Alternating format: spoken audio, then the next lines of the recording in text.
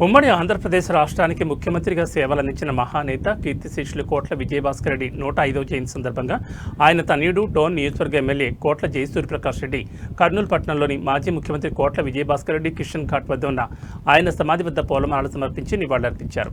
అనంతరం డోన్ పట్టణంలోని కోట్ల విజయభాస్కర్ రెడ్డి విగ్రహానికి పూలమాలలు వేసి నివాళులర్పించారు. టీడీపీ కార్యాలయంలో భారీ ఎత్తున రక్తదాన శిబిరం ఏర్పాటు చేశారు. ఆయన జయంతిని పురస్కరించుకుని పాఠశాల విద్యార్థులకు క్రీడలు నిర్వహించారు. ఈ సందర్భంగా ఎమ్మెల్యే కోట్ల జయసూర్యప్రకాష్ రెడ్డి మాట్లాడుతూ కోట్ల విజయభాస్కర్ రెడ్డి ప్రజల మనసుల్లో చిరస్మరణీయమైన స్థానాన్ని సంపాదించారన్నారు. ప్రజాసేవే పరమోన్నత ధర్మమని ఆయన చూపించిన మార్గదర్శక సూత్రాలు నేటి తరాలకు స్ఫూర్తిగా నిలుస్తున్నాయన్నారు. ప్రజల పట్ల ఆయన చూపిన అంకితభావం ఎప్పటికీ ఆదర్శంగా ఉంటుందని ఎమ్మెల్యే పేర్కొన్నారు. ఈ కార్యక్రమంలో టీడీపీ నాయకులు కార్యకర్తలు పెద్ద ఎత్తున పాల్గొన్నారు.